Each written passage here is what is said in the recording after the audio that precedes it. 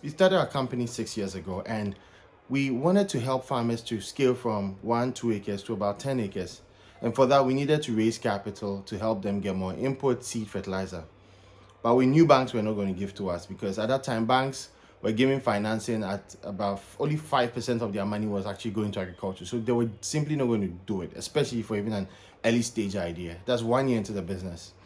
So we came up with an idea that we could raise capital from individuals. But at that time, there was no regulation that allows people to actually raise capital from individuals. So we went to the SEC, yes, the Security and Exchange Commission, that powerful institution, and said, look, we really want to do this and help farmers. Could you help us come up with, can you help us with this? And apparently at that time, they were working on a regulation and it was not complete.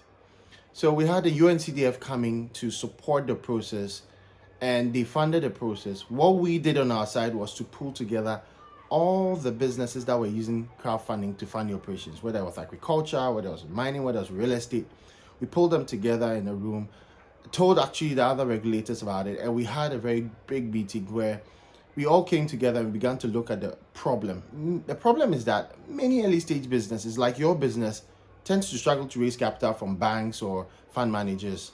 So you tend to go to individuals. So how do we put a structure around individuals investing in your business so that you can scale? And that's exactly what we did in that room. So over the span of 3 months, we pulled our ideas together from entrepreneurs, fund managers, banks, regulators, and especially lawyers, and came up with that regulatory framework, the investment crowdfunding regulation.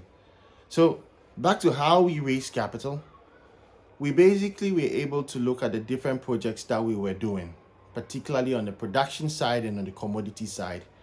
And we're able to structure it in a way that we could clearly see the potential low side and the potential upside, and clearly disclose the risks for investors and made it possible for investors to come on the platform, see this and invest into it.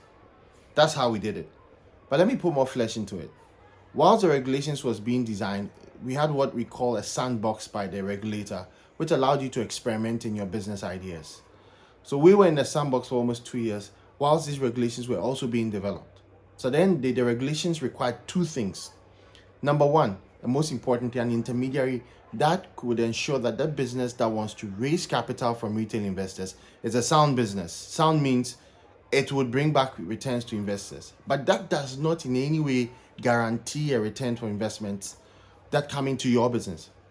So the intermediary basically is supposed to check your business, look at the business, make sure it's set up properly and have the right instruments to protect investors. And that's the part that's critical. And that's where majority of the videos that you're going to watch going forward are structured around that. And that's where you have the chance to really understand how to structure your business to be able to raise millions from retail investors. The second license or requirement was a platform. So we had designed a very great platform that allowed people across the world in Ghana to invest directly into the agricultural value chain. And that's the beauty of investment crowdfunding. It allows you, the entrepreneur, to have your business listed and individuals invest in it without you having a collateral. Remember, until then, we had gone to the banks and they required a fixed asset against which they were going to give finance, and we did not have that.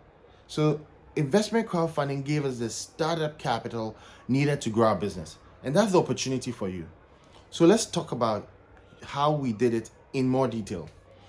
Now, once the regulations was done, all the projects we went to do were inspected to be sure they are real and investors' money was actually going into these projects. Then we were able to do the first cycle, which was a pineapple farm, successfully planted, harvested, and paid investors. It took us about 1.5 years to do that. And then we began to look at other value chains that were safe, that had markets that could pay back investors. And we now structure those packages for investors to invest in. So that's the beautiful thing about having individuals invest in you. You now build a network of investors that would support your business cycle after cycle after cycle. And that is why you should consider investment crowdfunding as an alternative for you to raise capital. So having successfully put together investment opportunities for maize, soybean, and other products, we're able to raise capital, successfully cultivate, harvest, sell, and pay back. That was the nature of our business. But let's talk about you. It doesn't matter whether you're in a retail business, technology business, an infrastructure business. So far as your business is a sound business and is structured properly and can return back to investors their returns, their principals, we will be able to walk you through the process to be ready to list on an investment crowdfunding platform.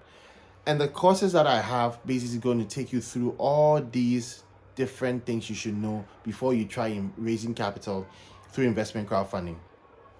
So to finish off the story, we did this for the next 5 years and we were able to raise over 1.5 million, impact over 50,000 farmers. And as I speak to you, we don't only have retail investors, but we also have bank financing. Because of how investment crowdfunding had been able to help us to grow, we're able to attract financing, debt financing from banks like ABSA and FMB, which augments what we raise from retail investors. So in the video, I'm going to show you how to prepare yourself, not just to raise from retail investors, but also to raise from banks, because the structures in the system tends to be similar. So thank you once again for watching and seeing how we raised capital from retail investors over the past 5 years and how we've been able to impact people using investment crowdfunding. Guess what? The regulations allows you to raise up to 6 million if you're a business, and if you're in agriculture space, over up to 10 million cedis. Now, if you're a bigger business, a growing business, and you want to raise more than that, say about 100 million, there's a special provision in the regulation that allows you to raise that capital. And I'll be talking more about that in the next videos that I'll be doing. So join me on this journey as we help you prepare your company to be able to raise capital from individuals. But before I leave, I'll tell you an interesting part of our journey and why this is very important. As we started this, we partnered with MTN, and our platform now was embedded in the MTN mobile money platform, meaning we've been exposed to about 20 million mobile money wallet holders. And the MTN platform sits on $3 billion of flowing capital. So the issue is not access to capital. The issue is your business structured well enough to raise capital from sources of funds like the MTN platform. And that's what has really enabled us to grow. And that's where I want to give you the blueprint about preparing your business to be able to raise from about 20 million wallet holders who are happy to invest in your business that can generate profits and help it grow. So thank you once again, and I look forward to seeing you in the next video. Bye for now.